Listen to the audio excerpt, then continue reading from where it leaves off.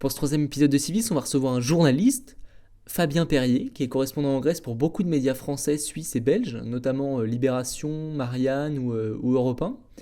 On va pouvoir parler avec lui de son nouveau livre qui est sorti le 7 novembre dernier. C'est la première biographie qui a été écrite sur l'ancien Premier ministre grec Alexis Tsipras. Alexis Tsipras, il avait été élu en 2015 suite à la crise grecque avec son parti Syriza qui a été qualifié d'extrême gauche par les médias. On va parler avec lui d'Europe, du rôle notamment des institutions européennes face à Tsipras et à la crise grecque. Mais aussi on va pouvoir parler des questions migratoires et de la crise des réfugiés parce que la Grèce est aujourd'hui la principale porte d'entrée vers l'Europe et des camps sont dans des états catastrophiques. Enfin, il y a une vraie question sur la question des migrants et des réfugiés en Grèce et Fabien Perrier écrit beaucoup sur ces sujets-là, donc c'est un des nombreux sujets qu'on va aborder avec lui.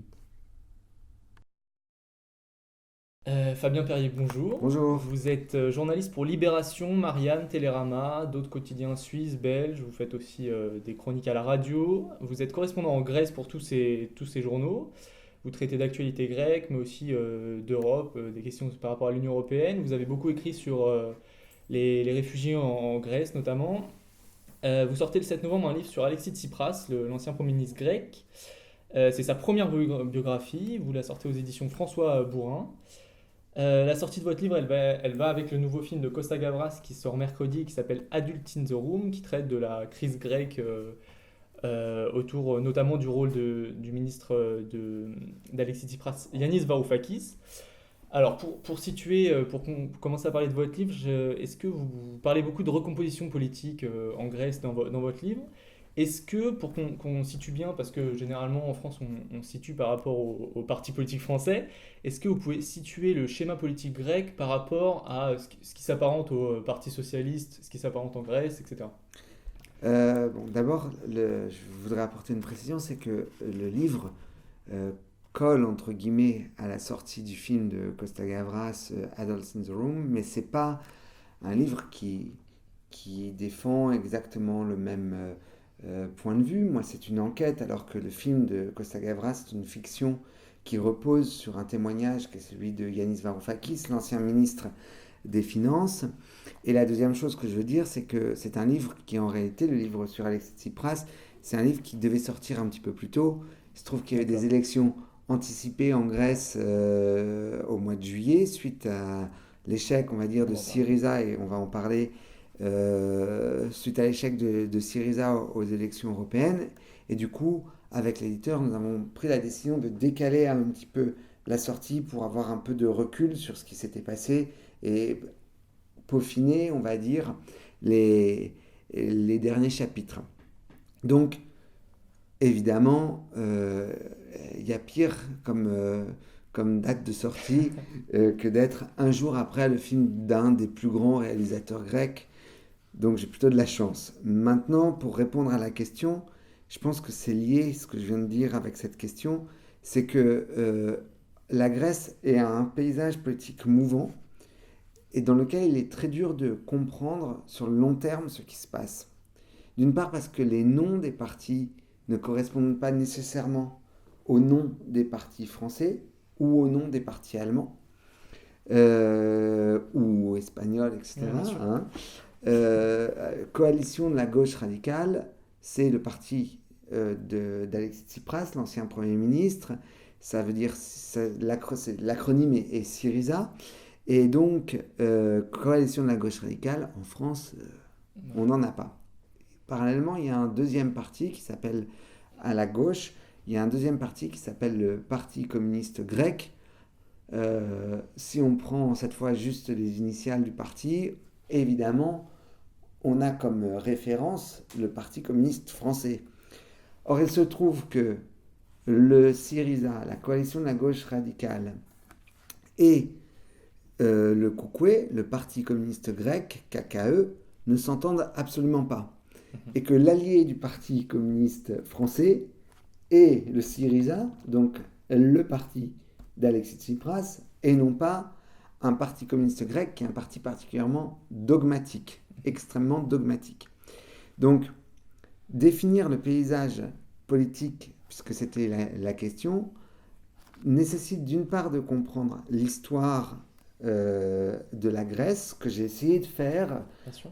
l'histoire en tout cas de l'après-Deuxième Guerre mondiale et plus particulièrement de l'après-chute de la dictature des colonels jusqu'à aujourd'hui, mais je pense on va en Bien sûr. parler plus en détail. Ok, bon, alors on va y venir justement. Vous avez parlé de laboratoire économique. Est-ce que vous pouvez, avant de venir à Alexis Tsipras, on va essayer de comprendre les raisons de la crise. Est-ce que vous pouvez nous expliquer quelles sont les raisons qui ont mis la Grèce dans une situation économique telle qui a expliqué la crise? Est-ce que c'est sur qui est la responsabilité? Est-ce que c'est sur les dirigeants de l'État grec avant la crise qui ont fait n'importe quoi? Est-ce que c'est déjà les obligations européennes, etc. Est-ce que je vous écoute. C'est une bonne question parce qu'en fait, il y a eu un discours, j'ai envie de dire, qui a été construit par les médias à partir et par des responsables politiques, y compris grecs, à partir des années 2009 à peu près, alors que la crise mondiale avait déjà éclaté avec la faillite de Lehman Brothers. Euh, donc, il y a eu un discours qui a été construit qui a consisté à dire, mais la Grèce, si elle se retrouve dans cette situation, c'est parce que les Grecs sont des fainéants, Mhm. c'est parce que les Grecs ont dépensé leur argent n'importe comment, etc., etc. C'est parce que l'État n'est pas un État efficace. Bon, ça c'est le discours.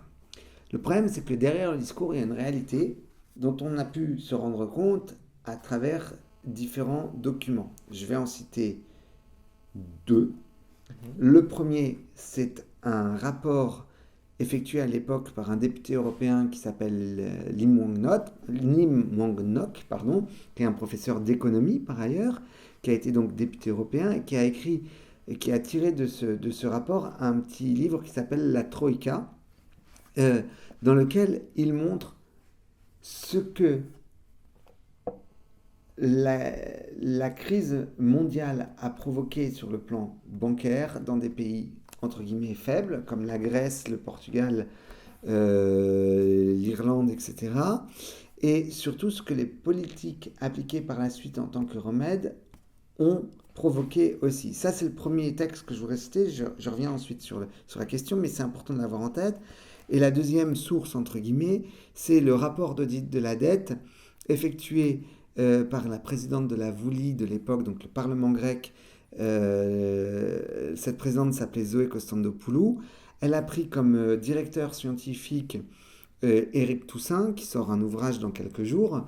Euh, et dans ce, comment dire, dans ce rapport, on voit bien que la crise grecque a été provoquée par plusieurs aspects. Le premier, c'est un, comment dire, une dégradation de la situation financière par l'augmentation des taux d'intérêt. Donc en fait, une spéculation sur la Grèce.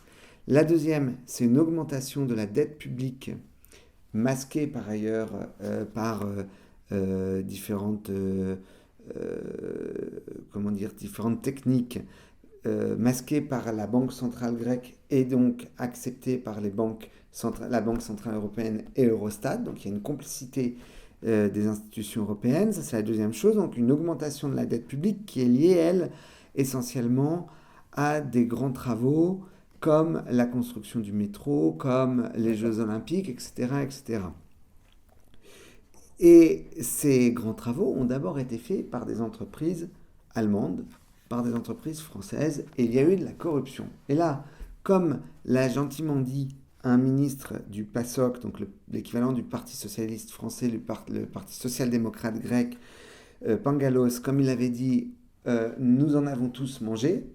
Ce qu'il oublie de dire, c'est que la corruption dans les affaires Siemens, dans les affaires Novartis, etc., c'est Mhm. pas les Grecs qui ont mangé, comme il dit. C'est un certain nombre de responsables politiques, un certain nombre de chefs d'entreprise. C'est eux qui se sont enrichis, qui ont contribué à creuser le déficit grec, à Mhm. augmenter la dette grecque, mais ce n'est pas eux qui ont eu à payer les recettes appliquées en Grèce ou à appliquer plus exactement sur leurs propres affaires les recettes que la Troïka, composée du FMI, de la Banque Centrale Européenne et de l'Union Européenne, ont demandé d'appliquer en Grèce. D'accord, alors vous parlez justement de la Troïka. Moi, il y a un passage dans votre livre qui m'a beaucoup marqué, c'est le contournement de la démocratie par justement la Troïka pour faire appliquer leur politique. La Grèce est considérée comme le berceau de la démocratie, donc est-ce que vous pouvez nous expliquer justement comment la Troïka, avant l'arrivée de Tsipras au pouvoir, pour mettre en place les politiques qu'elle souhaite faire appliquer à la Grèce, va contourner le Parlement, comme ce que vous détaillez dans votre livre. Est-ce que vous pouvez nous expliquer ça plus en détail? Alors, comment la Troïka va contourner le Parlement? En fait, plus exactement, la première chose qui se passe, c'est que en février, je reprends, il faut remonter Oui, bien plus sûr. exactement à octobre 2009. Octobre 2009, il y a l'élection de Yorgos Papandréou et de son parti, le PASOK, euh, qui obtient la majorité et qui est en mesure donc de constituer un gouvernement sans coalition. Donc le PASOK remporte la Grèce sur son opposant principal qui était à l'époque Nouvelle Démocratie et se met à diriger le pays en disant, en ayant fait comme promesse électorale de l'argent, il y en a. D'accord. Sauf que de l'argent, nous apprend le Premier ministre quand il arrive à la tête de la Grèce, il n'y en a pas tant que ça, et il révèle, entre guillemets, les comptes publics. Sauf qu'on savait déjà qu'il y avait des déficits, des déficits structurels en Grèce, des problèmes structurels en Mhm. Grèce. Ça, c'est la première chose. La deuxième chose, c'est que il va très vite faire appel euh, lui-même au FMI. C'est la première fois que le FMI, le Fonds monétaire international, une agence située à Washington, euh, vient appliquer ses politiques dans un pays européen. Or, ces politiques, on en a eu l'exemple à plusieurs reprises, seraient en Afrique. Donc, on sait que ce sont des politiques qui visent, grosso modo, à aller vers plus de privatisation, baisser les dépenses publiques, L'austérité. ce qu'on appelle l'austérité, c'est-à-dire le mélange de baisse des dépenses publiques, de baisse des salaires, de baisse des retraites, de mesures dites de rationalisation, sans qu'on sache très bien ce qui se cache derrière ce mot de rationalisation. Bref, toutes ces mesures sont alors appliquées en Grèce. Et la population commence à se révolter contre ce qui se passe. Il y avait des manifestations énormes dans Mhm. Athènes. On va en parler. Ouais. Et malgré tout, euh, Yorgos Papandréou va signer avec le FMI un accord qu'on appelle accord de Memorandum of Understanding, euh, un mémorandum d'accord qui donne les politiques à appliquer en échange d'un prêt. Donc le pays est au bord dans une situation difficile avec une augmentation des taux d'intérêt, donc une augmentation de ce qu'il aura remboursé régulièrement sur Mhm. sa dette, et en même temps on rajoute de la dette à la dette. Déjà, logiquement, il y a un problème. Ça, c'est la première chose. La deuxième chose sur ces mémorandums, c'est que la population, comme je disais, est très opposée à ces politiques, très opposée au principe même que le FMI vienne. Ça s'explique historiquement, hein, parce que les Américains ont joué un rôle, comment dire, pas clair, c'est le moins qu'on puisse dire, dans le coup d'État qui a permis au colonel d'arriver au pouvoir en 1967. Toujours est-il il y a une détestation toujours en Grèce des Américains, surtout dans la gauche. Et donc les Grecs sont opposés à l'arrivée du FMI par un gouvernement, légitimé par un gouvernement qu'ils viennent d'élire. Donc Papandréou utilise en quelque sorte sa majorité pour faire ce qu'on appelle entre guillemets un coup d'État parlementaire. C'est pas Mhm. dans le sens il se Ouais, ouais, bien sûr. il devient Premier ministre à vie. D'ailleurs, on va vite voir que ce n'est pas le cas, mais euh, il fait passer un texte par une procédure d'urgence, pour aller vite, qui permet de voter tous les mémorandums comme une seule loi d'un coup et de déposséder les parlementaires de leur devoir principal, donc de lire la loi, d'amender la loi, de voter la loi.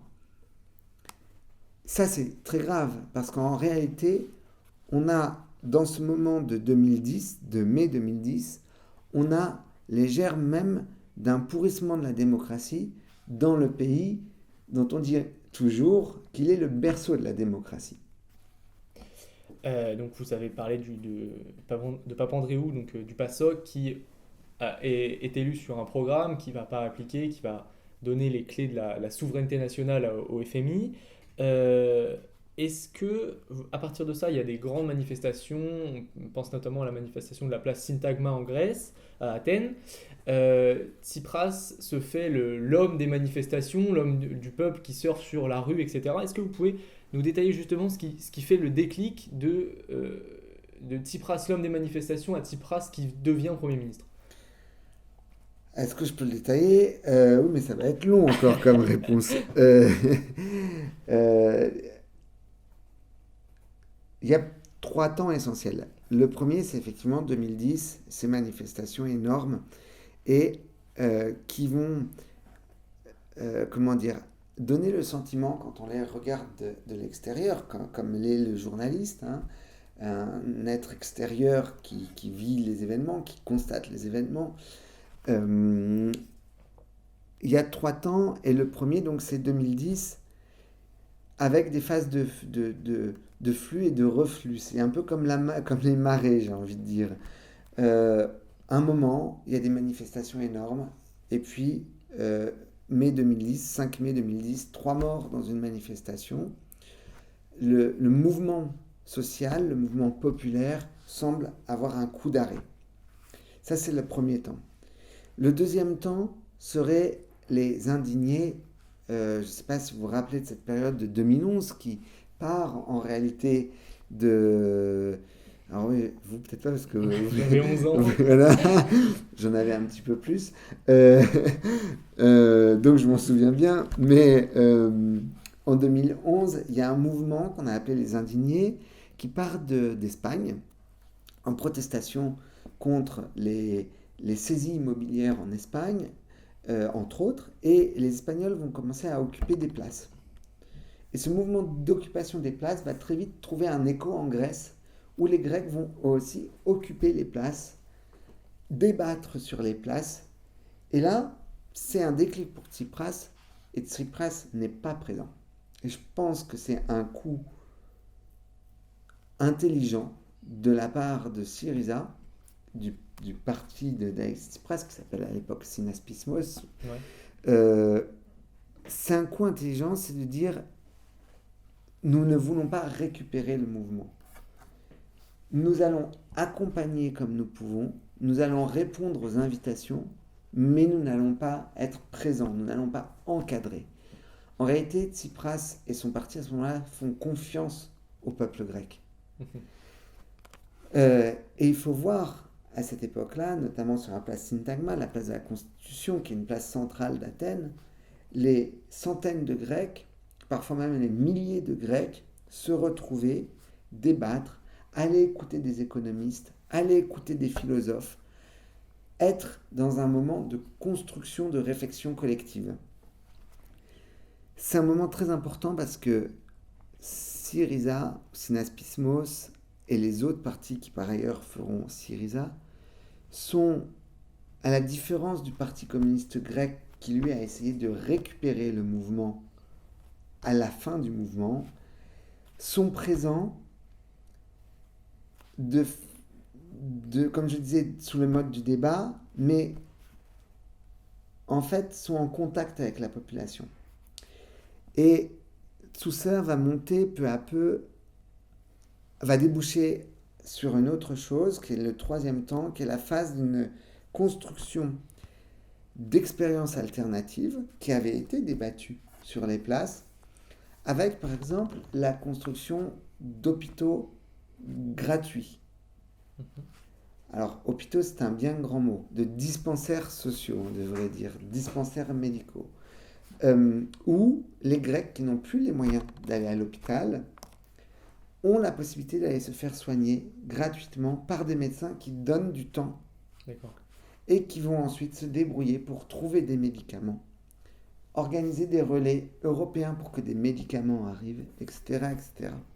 Ça, c'est les trois temps qui me paraissent essentiels et qui vont déboucher non pas sur l'élection d'Alexis Tsipras, parce que je pense que c'est en réalité un autre grand moment, mais on va y revenir. Tous ces deux moments vont déboucher sur 2000, ces trois moments vont déboucher sur l'élection de 2012, où François Hollande est élu en France face à Sarkozy. Donc Hollande l'emporte sur la droite. Et en Grèce, Alexis Tsipras arrive à hisser son parti, qui était à moins de 5%, une première fois à 15% à peu près, et ensuite à plus de 20%, donc à deuxième partie de la vie politique grecque. C'est-à-dire que cette construction qu'il y a eu pendant toutes ces années 2010, 2011 et début 2012 mène à une transformation du paysage politique et une assise d'une coalition de la gauche radicale, c'est-à-dire d'une coalition qui regroupe différents partis de gauche, Synaspismos, le parti eurocommuniste pour aller vite, et presque le noyau dur, je pourrais, en tout cas la force essentielle de cette coalition. Donc Syriza, la coalition, arrive en deuxième position et Tsipras assoit réellement son parti dans la vie politique grecque. Donc, vous avez parlé de François Hollande, il y a une sorte de... qui représente un espoir pour la gauche européenne de retour au pouvoir. Tsipras brise le bipartisanisme grec avec donc, Nouvelle Démocratie et le PASOK. Comment, à partir de 2012, il va se construire en France, on parle de carrure présidentielle. Comment est-ce que lui se construit une carrure de Premier ministre et comment se font les élections? Est-ce qu'il y a toujours des mouvements sociaux qui accompagnent est-ce que jusqu'à son élection ou alors il y a le mouvement social qui retombe mais il représente toujours les mouvements sociaux en politique?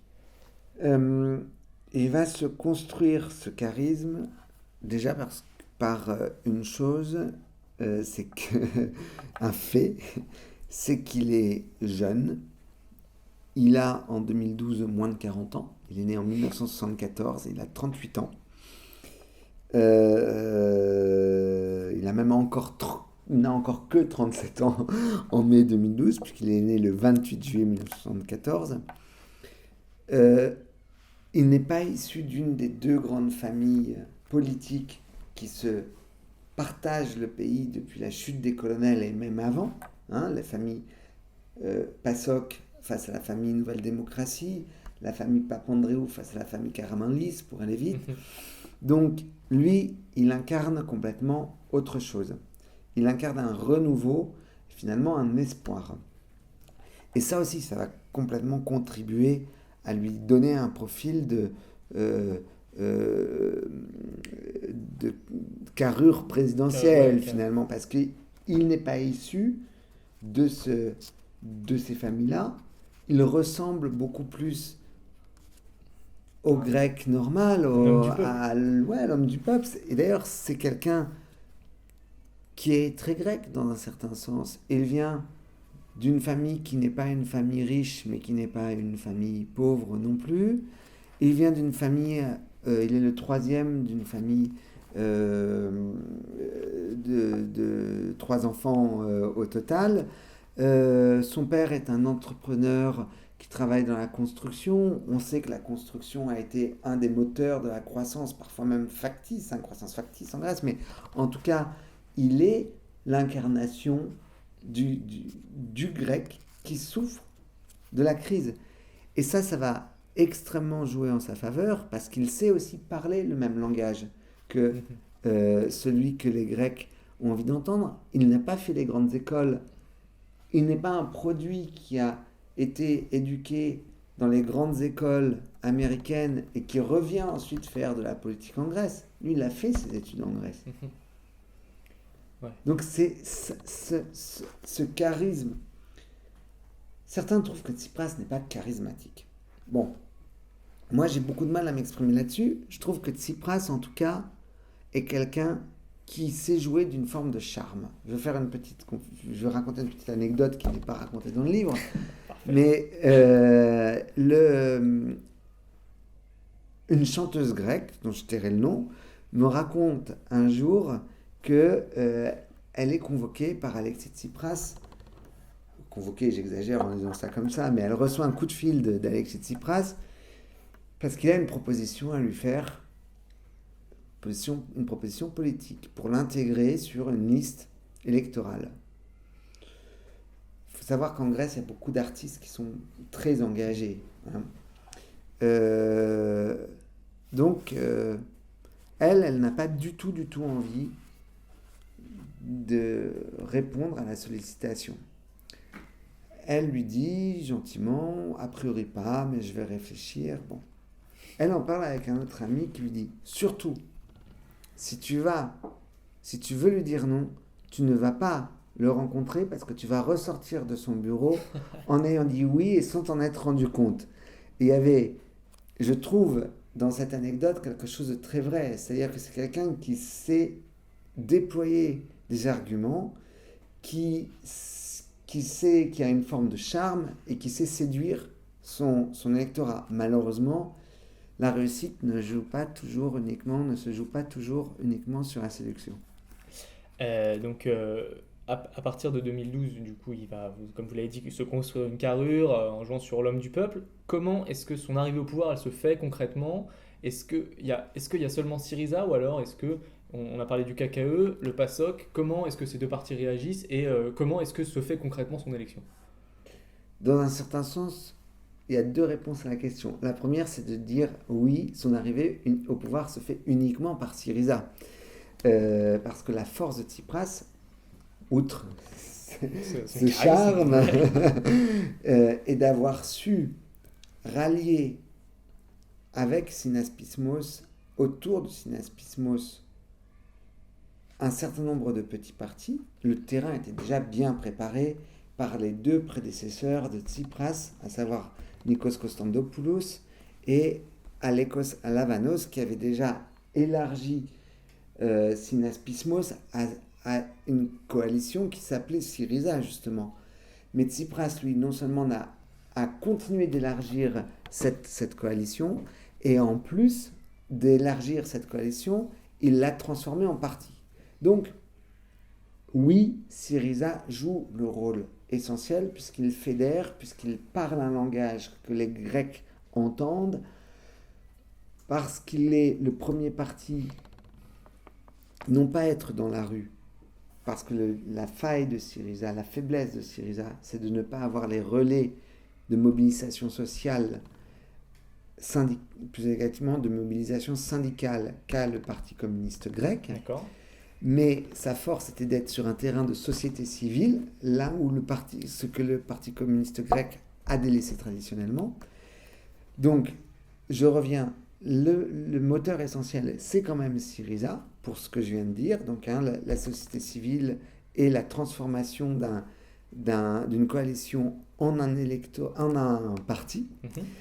Et la deuxième chose, c'est pas uniquement Syriza, parce que Syriza aurait réussi un tour de force en obtenant assez de voix pour être le seul parti à pouvoir gouverner. Or, Syriza a eu besoin d'un allié, qui est les Grecs indépendants. Il faut que je détaille. Alors, les Grecs indépendants, ça c'est intéressant aussi parce que c'est un parti qui vient de Nouvelle Démocratie, donc du parti de droite. Hein, je redis, allié au PPE, le Parti populaire européen.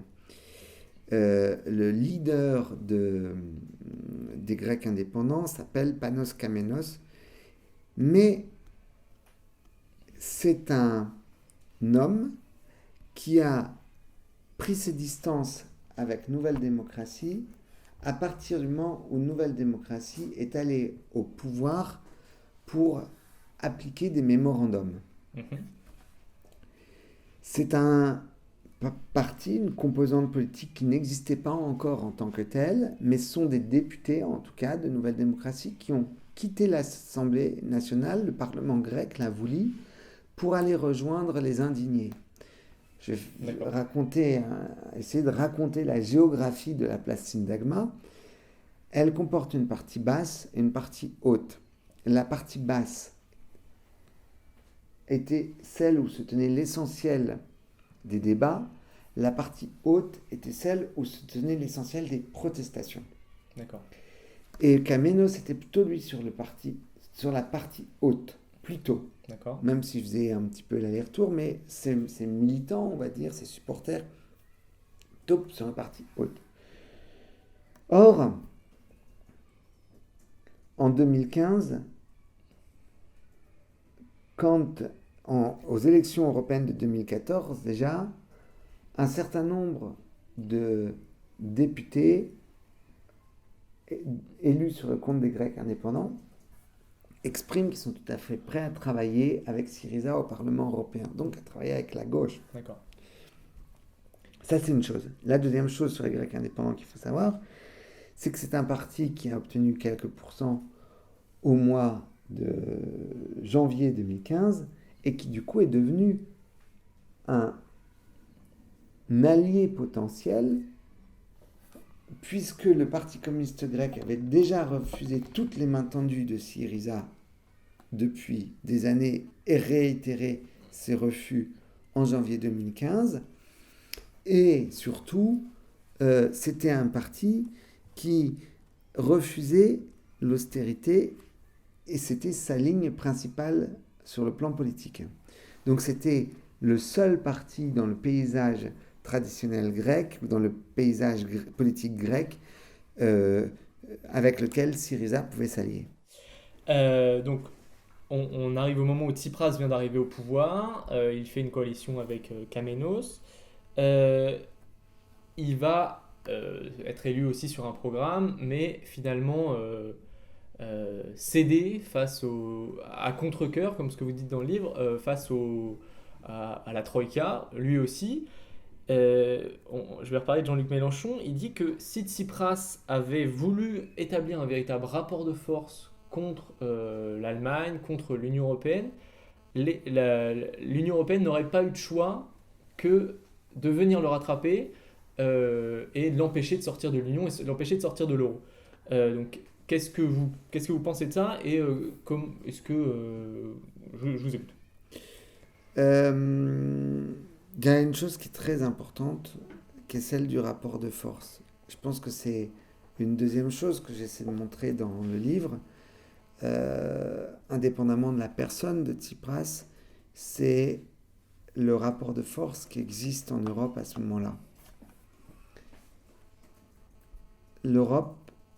L'Union européenne, plus exactement, l'Europe est un continent, l'Union européenne Oui, est l'Union une... européenne, oui, bien sûr.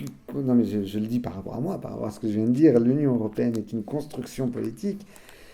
Donc l'Union européenne, le rapport de force dans l'Union européenne est un rapport de force globalement défavorable à la gauche. En 2015, un des moments où il a été favorable à la gauche, c'est quand il y avait un alignement des planètes, entre guillemets, avec Jospin, Schröder, les Espagnols, etc. Bref, quelques dirigeants de grands pays, membres d'un parti social-démocrate, social-libéral, socialiste, ça dépendait des pays.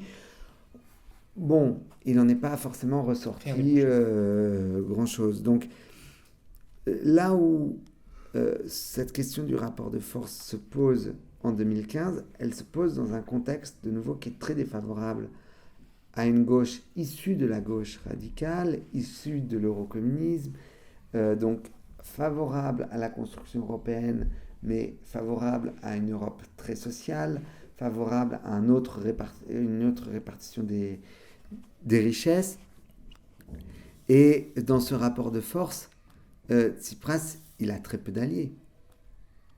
Bien sûr.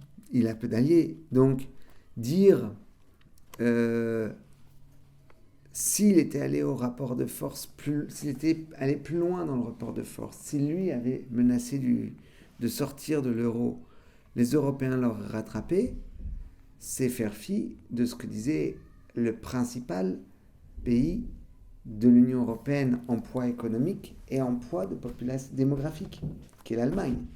Wolfgang Schäuble avait organisé clairement des alliances autour de lui pour une sortie de la Grèce de l'Union européenne. Il y a un débat aujourd'hui d'historiens qui appartiendra à l'histoire, qui appartient déjà aux historiens, c'est le plan était-il prêt ou non. Il y a un livre qui est sorti, que je cite, qui s'appelle The Last Bluff, qui dit que le plan était prêt. De mémoire, il s'appelait le plan Albanie, je crois. Bon, soit. D'autres disent c'est pas vrai, Schäuble n'avait pas un vrai plan, mais il y a des papiers qui ont circulé montrant qu'ils étaient en train d'y travailler. Moi, je ne sais pas exactement ce qu'il en est, j'ai une idée. Il y a des pistes données dans le livre. Je ne tranche pas la réponse clairement.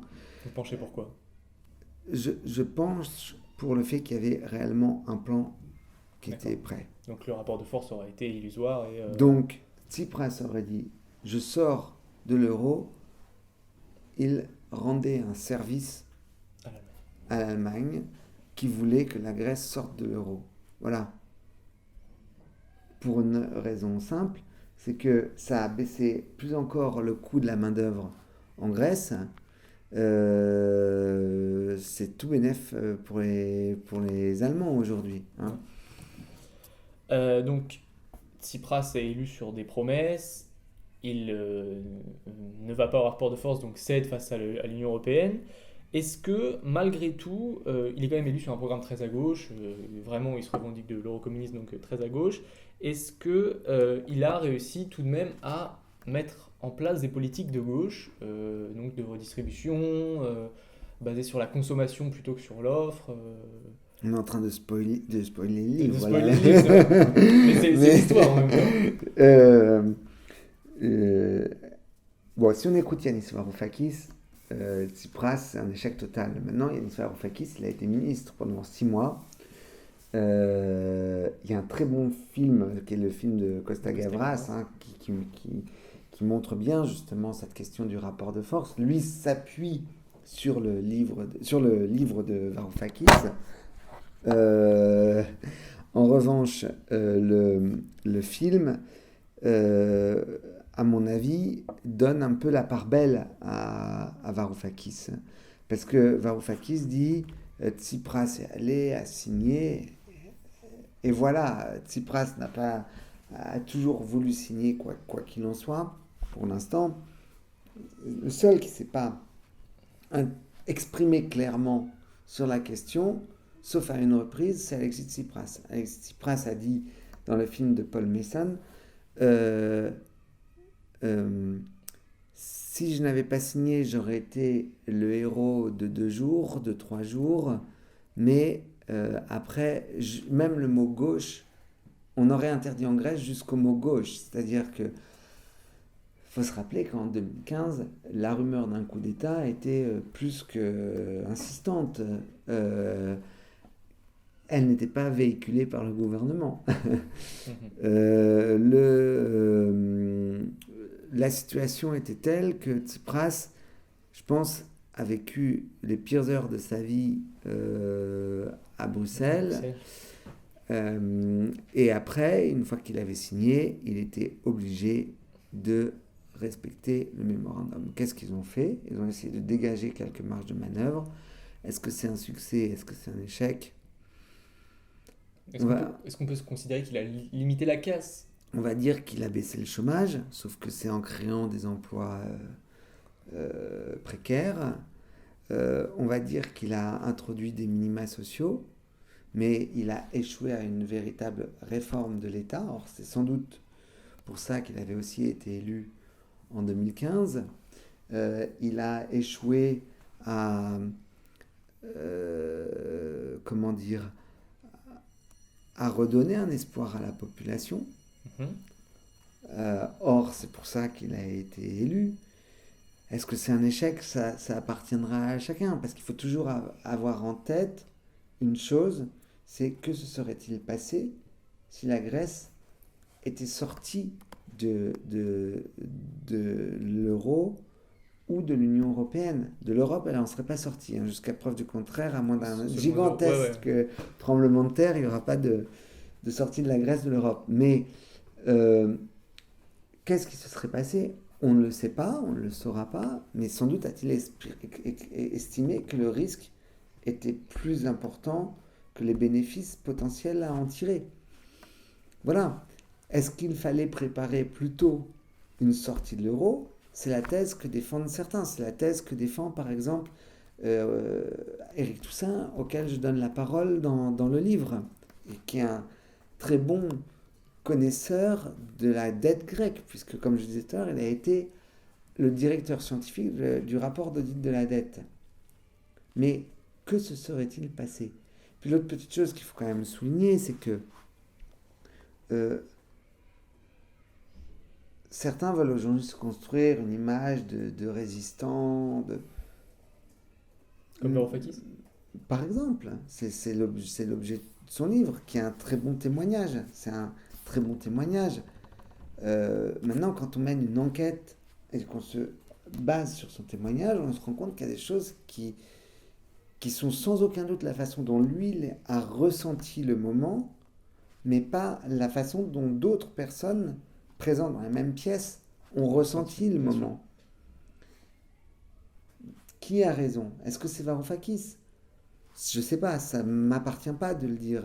Ce que je pense en revanche, c'est que quelqu'un qui, à un moment, démissionne, ou quelqu'un qui n'a pas préparé peut-être des plans alternatifs, euh, est d'abord quelqu'un qui Qui lui parle aussi, beaucoup. qui a abdiqué à certains moments. D'accord. Alors, aujourd'hui, la Grèce, elle est repassée à droite en juillet dernier. Qu'est-ce qui change alors, le nom du Premier ministre, c'est Mitsotakis. Mhm. Qu'est-ce qui change donc de la nouvelle démocratie? Qu'est-ce qui change dans la façon d'analyser la crise et de vouloir y répondre par rapport à Tsipras? Dans la façon d'analyser la crise, je pense, euh, si c'est mon point de vue,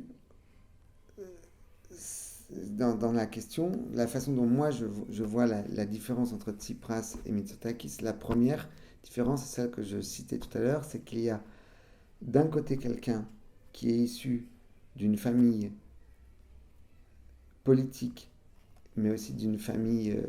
Euh, un père était Premier ministre, une sœur était ministre des Affaires étrangères, un neveu est aujourd'hui maire d'Athènes, une sœur est députée. Donc, Donc, c'est une famille aussi au sens clanique du terme, qui est au pouvoir, euh, mais c'est aussi un parti dont, sur lequel plane un certain nombre de suspicions qu'ils ont trempées dans des affaires de corruption. Voilà, il y a des suspicions qui planent. Là, il appartient à la justice de trancher. de trancher. Mais ça, c'est quand même une différence majeure. Parce que on ne peut pas en même temps dire la Grèce est un pays dans lequel il y a eu pendant 40 ans des ressorts clientélistes et se féliciter que un parti politique qui a été au pouvoir pendant la moitié de ces 40 années soit de nouveau au pouvoir, commence par changer les cadres de nombre de grandes administrations, commence par euh, promettre des baisses d'impôts, commence par euh, détruire les conventions collectives, les peu de conventions collectives que Syriza avait réussi à remettre en place. À qui ça profite? C'est toujours ça la question de la politique, c'est à qui la politique que l'on mène profite. est-ce qu'elle profite à la majorité ou est-ce qu'elle profite à des intérêts particuliers ou en tout cas à des minorités de la population? Ok. Euh, alors, on a beaucoup parlé de Tsipras. Vous abordez un thème qui est celui de la crise des réfugiés en 2015. Actuellement, la Grèce, c'est le pays le premier pays d'entrée Tout à fait. des réfugiés et de l'immigration en Europe. C'est un sujet sur lequel vous écrivez beaucoup. Vous avez écrit un article sur Lesbos, qui est une île grecque qui, a, qui accueille beaucoup de réfugiés. Récemment, le commissaire aux droits de l'homme du Conseil de l'Europe a qualifié la situation des réfugiés sur les îles grecques de deux termes, d'explosive et au bord de la catastrophe. Euh, il y a 34 000 personnes dans les centres d'accueil sur 5 îles qui bordent les côtes turques, alors que leur capacité elle est seulement de 6 300 places. Est-ce que, en tant que journaliste grec qui a beaucoup écrit journaliste français en Grèce qui a beaucoup écrit sur cette situation, est-ce que vous pouvez nous détailler et est-ce que vous validez en quelque sorte ce qu'a écrit le commissaire des droits de l'homme? Bon, moi, je n'ai pas à valider ou à Non, non, invalider mais ce qu'il dit, mais c'est vrai que quand je vais sur le terrain, que ce soit à Lesbos, à Chios ou sur d'autres camps, y compris en métropole grecque, on se rend compte que la situation n'est pas tenable, que euh, j'ai presque envie de dire que l'humanité est bafouée. C'est terrible de voir les conditions dans lesquelles on laisse vivre des gens qui ont fui d'abord la guerre, essentielle, pour l'essentiel d'entre eux, pour d'autres la misère. Mais le problème dans ces discours, c'est que on fait reposer, un peu d'ailleurs comme avec la crise économique, la faute sur un pays, sur une population, alors qu'en réalité, cette situation, elle naît d'un accord, qui est l'accord du 18 mars 2016. Le 18 mars 2016, Bruxelles signe avec Ankara, l'Union européenne signe avec la Turquie un accord qui dit on délègue le contrôle de nos frontières à la Turquie, on demande à la Turquie de conserver sur son sol les migrants qui veulent venir euh, en Europe, on donne des milliards à la Turquie pour ce faire et pour qu'elle construise des camps, et on dit enfin la gestion de notre politique migratoire continue de se faire par l'Union européenne, mais hors du territoire européen. Sauf dans un cas, ceux qui auront réussi à regagner les îles grecques en l'occurrence, ou les pays de première entrée, comme l'a été l'Italie. Ça pose deux questions. La première question, c'est quelle est la politique migratoire que veut l'Union européenne? Tel que j'entends cet accord, ça veut dire qu'on ne veut pas de migrants et on ne veut même pas de réfugiés en réalité, puisqu'il y a une différence entre les réfugiés qui sont en droit international ceux qui fuient la guerre, la persécution, etc., et les migrants dits économiques dont l'Union européenne ne veut absolument pas, qui sont voués à être parqués en Turquie ou raccompagnés dans leur pays d'origine. Bon, donc ça c'est la première question, c'est pourquoi ne pas vouloir de migrants tout en sachant que euh, au plus fort de ce qu'on a appelé la crise des réfugiés, il y a 1,5 million de gens qui sont arrivés sur le territoire européen pour un continent de 500 millions de personnes, pour un continent qui a des richesses importantes. Donc ça c'est la première question. Quelle politique migratoire voulons-nous? Et est-ce qu'on a bien compris, deuxième question, qu'on pourra ériger tous les murs que l'on veut, il y aura toujours des gens qui les gens passent toujours. C'est leur plus grand, c'est leur seule survie possible. En 2015, j'avais rencontré un jeune homme qui s'appelle Eli dans les récits et qui maintenant veut bien que je donne son vrai prénom, donc il s'appelle Sueb, qui m'avait dit, mais entre risquer de perdre la vie en mer et être sûr de la perdre dans mon pays, je préfère risquer ma vie en mer. Je pense que tout est dit. C'est-à-dire qu'ils peuvent très bien être repoussés une fois, repoussés deux fois, repoussés trois fois, ils tenteront toujours de passer. Ça, c'était vrai. Ça l'est un peu moins pour une raison simple, c'est que maintenant, le contrôle des frontières, comme j'ai dit, est délégué à la Turquie. Le problème, c'est que l'on voit par vagues des migrants arriver. Donc la Turquie utilise ces migrants comme un instrument de pression politique, géopolitique, diplomatique sur l'Union européenne, sur la Grèce en particulier. Ostensiblement, la politique, elle ne marche pas. Est-ce que la situation est explosive? À partir du moment où les camps sont débordés et qu'on met ensemble des populations qui ont parfois des intérêts particuliers ou des cultures, on va dire, différentes, dans des camps surchargés, avec un seul espoir de quitter ce camp le plus vite, alors qu'ils sont en plus dans une situation de dénuement extrême, oui, évidemment que la situation est catastrophique. Mais de nouveau, on stigmatise facilement en oubliant de se poser la question de comment en sommes-nous arrivés à cette situation. Alors j'avais deux questions par rapport à Mitsotakis, donc le nouveau président. C'est comment est-ce que lui, il a été élu sur un programme de rejet de l'autre, alors que Tsipras prenait une vision accueillante de la Grèce avec l'accueil des réfugiés. Est-ce que lui a été élu sur ce que vous avez dit de rejet de l'autre, et comment est-ce que lui gère les relations avec la Turquie, gère les pressions d'Erdogan, le président de la Turquie? Comment ça se passe actuellement? Euh, la- la- le Premier ministre, j'allais dire le président, le Premier ministre Kyriakos Mitsotakis, donc de Nouvelle Démocratie, a été élu en envoyant un certain nombre de ses euh, députés, qui sont maintenant parfois ministres, tenir des discours de rejet réel de l'autre. On veut des retours aux frontières, on ne veut pas de migrants chez nous, etc. etc. Avec ces mots quasiment qui sont ceux que j'emploie. Donc ça, c'est le discours général en phase électorale. Après, il y a eu les premières mesures prises. Une des premières mesures a été de supprimer le numéro d'identifiant social aux migrants. C'est-à-dire que les migrants qui arrivent en Grèce avaient obtenu avec le gouvernement précédent un numéro d'identifiant social qui leur permettait par exemple d'aller se faire soigner, qui leur permettait de travailler éventuellement, qui leur permettait, pour les plus jeunes d'entre eux, d'aller à l'école. Mhm.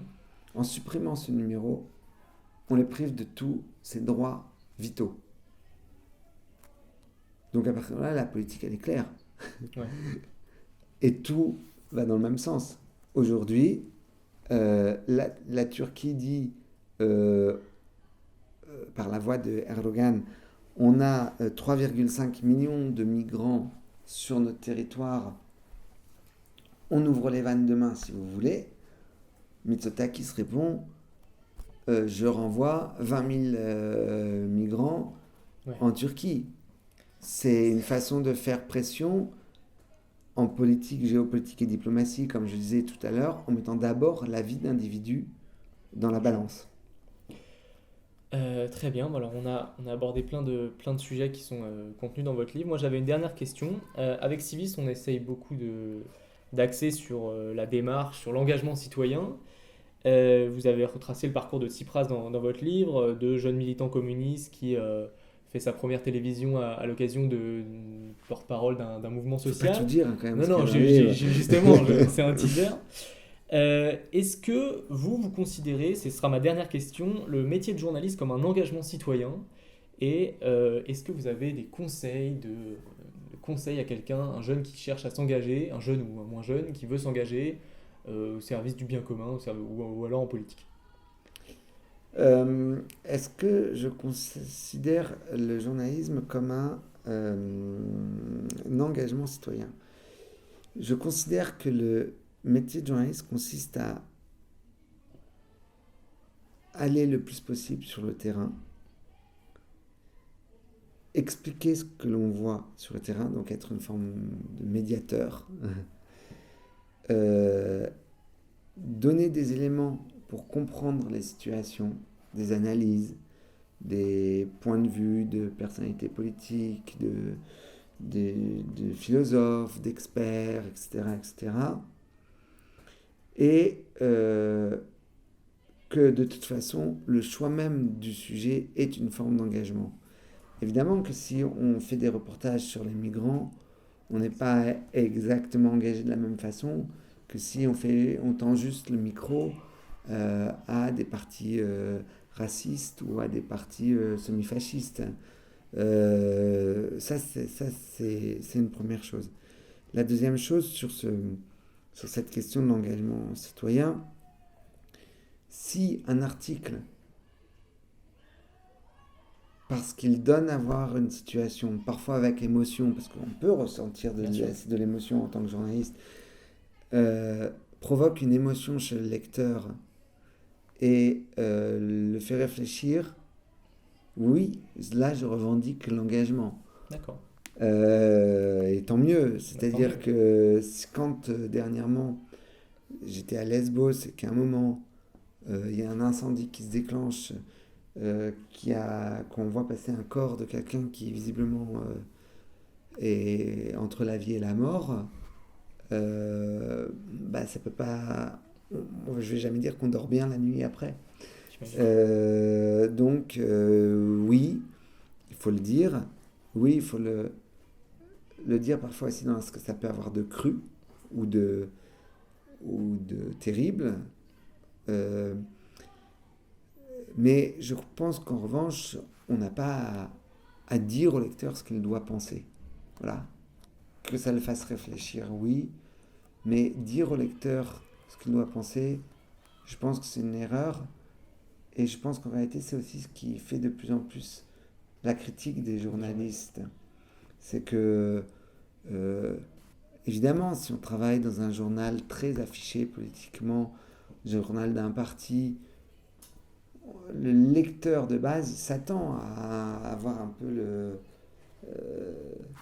la Bien sûr. légitimation du point de vue de son parti. Mais quand on est éditorialiste, est-ce qu'on doit dire au lecteur ce qu'on doit penser?